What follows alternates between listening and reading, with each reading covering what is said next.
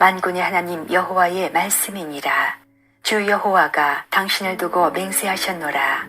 내가 야곱의 영광을 싫어하며 그 궁궐들을 미워함으로 이 성읍과 거기에 가득한 것을 원수에게 넘기리라 하셨느니라.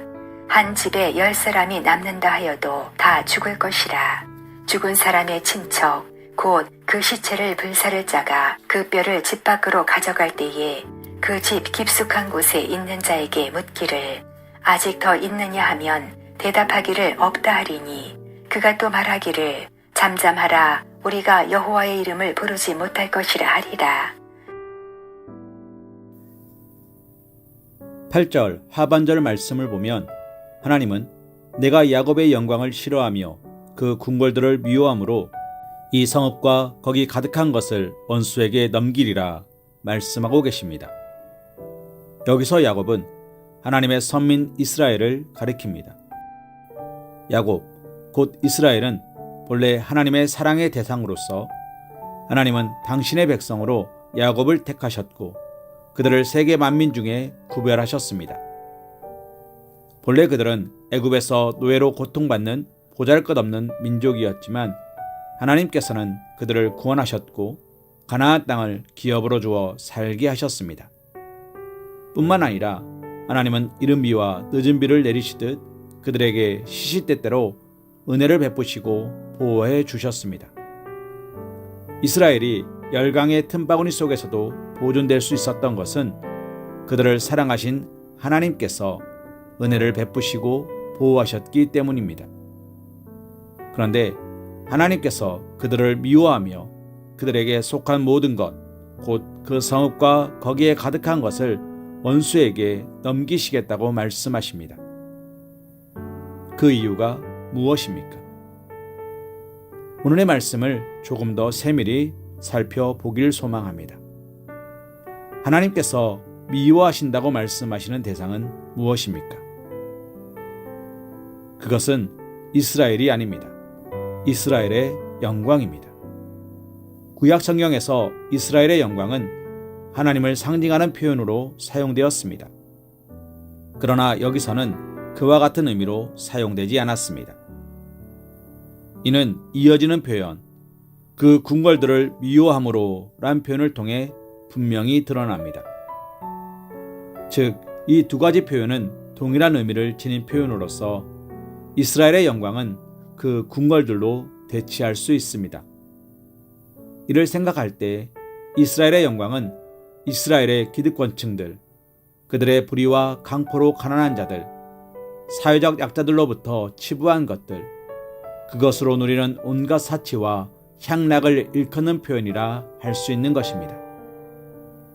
사랑하는 성도님, 이러한 본문은 과거 북이스라엘의 기득권자들이 진정한 영광이 무엇인지 모르고 헛된 영광, 자기들을 파멸로 몰아넣는 속이는 거짓 영광만을 추구했음을 나타낸 것이라 할 수 있습니다.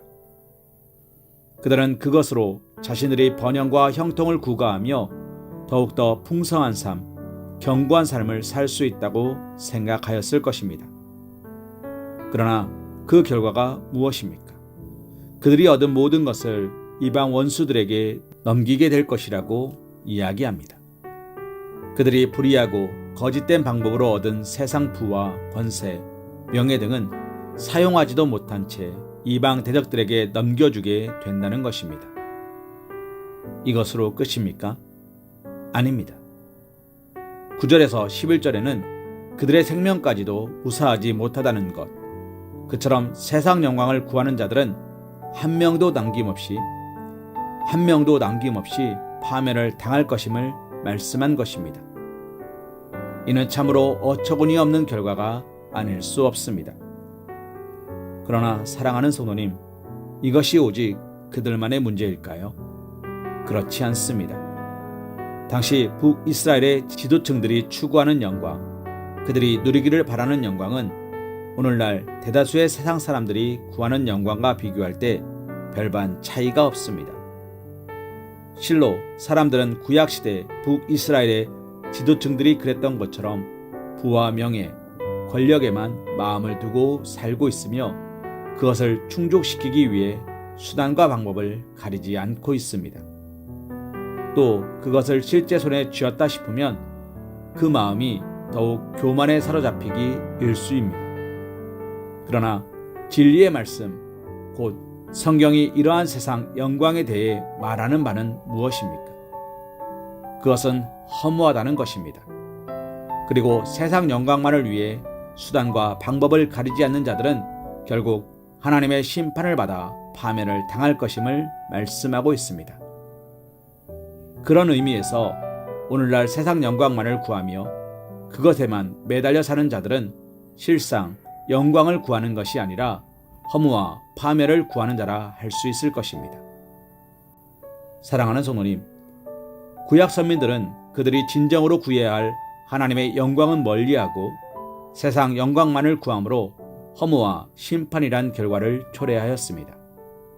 우리는 과거 구약 선민 이스라엘 자손들의 행태, 그들이 궁극적으로 당한 허망한 결과를 타산지석으로 삼아야 할 것입니다. 이는 신약시대 택한 백성인 우리들 또한 죄된 육신의 욕망을 쫓아 살면 세상 사람들처럼 또 구약 선민들처럼 허망한 삶을 살 수 있기 때문입니다. 오직 우리는 하나님으로 말미암는 영광만이 우리에게 참되고 온전한 축복을 가져다 주는 것을 잊지 말며 오직 하나님의 영광만을 구하기를 소망합니다. 요한복음 5장 44절 말씀으로 오늘의 말씀 묵상을 이어갑니다. 너희가 서로 영광을 취하고 유일하신 하나님께로부터 오는 영광은 구하지 아니하니 어찌 나를 믿을 수 있느냐. 아멘.